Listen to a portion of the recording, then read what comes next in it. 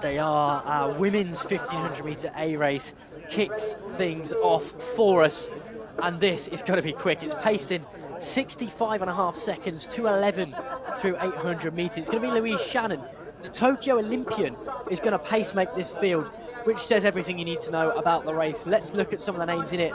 Kate Axford's there, Abigail Ives, Aimee Wallace, Beatrice Wood, Lauren Church as well. It's a good field. We're missing a couple of names that were potentially on the entry list. Carrie Hughes seems to be the big one that's missing on the faster entrance on paper with a 4:09 personal best.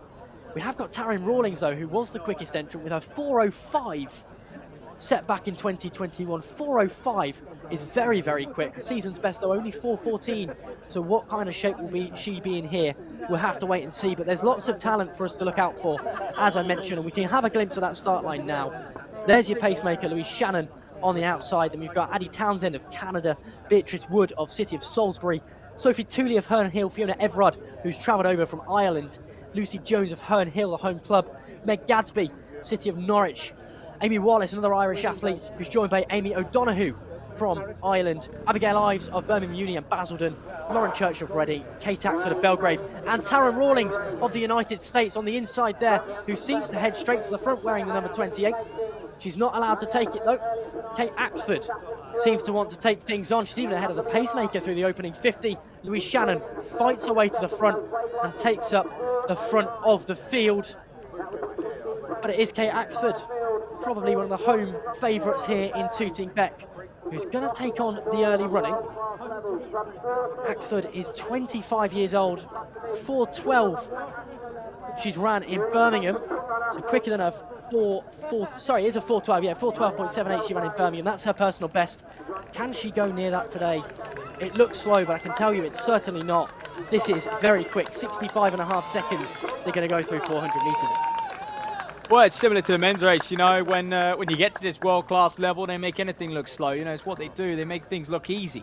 And the better you get, the easier it looks. But I believe you, yeah, I'll tell you, it's not. And Kate Axford there, looking very, very smooth in second place. And you mentioned one of the hometown favourites. She will have a lot of fans in the crowd here tonight that know her well and will be rooting for her. Abby Townsend, all the way over from Canada, third at those Canadian champs, by the way. She is a little bit more of an 800 runner, 2:01 her lifetime best, and that probably shows why she's a little bit hesitant to get after it. I'm impressed with Axford so far, as long as she backs this up and holds it.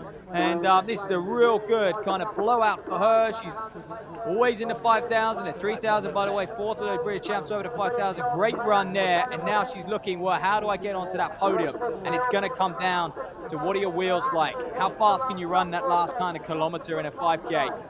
What better way to train for it than doing a 1,500 here at Tooting Beck? But look at the pack behind. This is a big gap now, and she's going to be willing Shanahan on to take her to, well, can you go to 900, even 1,000?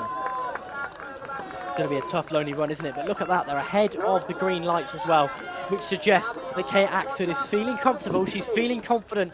She really does want to run quickly here, doesn't she? Look how packed the crowds are who have come down to watch her try and take on this 1,500 metres. Shannon doing an excellent job at the front, but how far can she go? As you say, Axford really does need all the help she can get. She's going to have to go a long, long way, over a lap, all by herself. The gap's probably 40, 45, maybe even 50 metres as they continue around, but Axford, the lone leader. This is superb from Louise Shanahan. You know, I'm just marvelling at the fact she's going to get to a K after running pretty much a 2-flat 800, 2:01 earlier in the night as well. So what a quick turnaround from her. She's got great strength. Maybe she should have done a 1,500 tonight. She would have been quite close to her personal best. But Axford now, we knew the time would come. She's going to be on her own. Taryn Rawlings in behind. And Taryn, well, very, very strong international athlete, 8:42 over 3,000, her lifetime best. She will eye up Axford over this final 400. Lauren Church running very, very well into third place. She's gone from strength to strength this season, making that British champs final as well. Medal last week at the English Championships. Abby Ives a little bit further back, the 800 metre specialist. But look at this from Axford. This is a real display of 1,500 running, and so often you get the sort of 5,000, 3,000 metre runners and they're hesitant to really take the race on over 3 3/4 laps, and they leave it to a kick, and you think, why have you done that? But look here, Axford is not leaving anything to chance. Wow. Watch the clock, this final 200 as well. She's speeding up too. She dropped into the green lights, but she's back to the blue. She's really kicked for home early there at about 300 to go. She looks really dominant on the front. What can she do in this final 150 metres? Well, coming down the straight then into the crowd. She's dominated this race. You can see her famous kind of head. The more it rocks, the more fatigued she is. That's always a good sign. A lifetime best of 4:12. She's going to be inside that, surely. Mullingar on this last 20 or so meters. Can she break 4:10? Oh, just outside. Rawlings with a strong run for second. Church just outside of PB as well. Wow, well, Axford, you can't really fault it, can you, Harrison? I mean, your head's in your hands. You're absolutely gutted for her. But yeah, I'm sure all of you are at home as well. But you know, it's coming. To do it in that fashion, you only got to look at that race and go, really? She's a 4:08, 4:07 girl. I've got no questions. No, me neither. I think 4:10 is quite a big milestone there. I remember myself when I was an under-20 athlete and I broke 4:10 for the first time. It's a great feeling, isn't it? It's that landmark of, oh, I'm a proper athlete now. But these are all proper athletes in the women's category. To go into 4:20 is kind of the same milestone, probably even 4:25. But 4:10 is knocking on the door of international greatness, really. You look at some of the top athletes, your Laura Muir-esque athletes, they're running around about 4:01, 4:02, perhaps even quicker than that. So to go 4:10 would be a massive landmark. 4:10.11 is not bad, but I'm sure in the back of her mind she'll think, I was so close, just a dip to the line, I'd have been underneath 4:10. But take nothing away from her. That's a fantastic performance. And to do it out front on your own, as you say, Matt, correctly, there's 4:07, 4:08 in the back.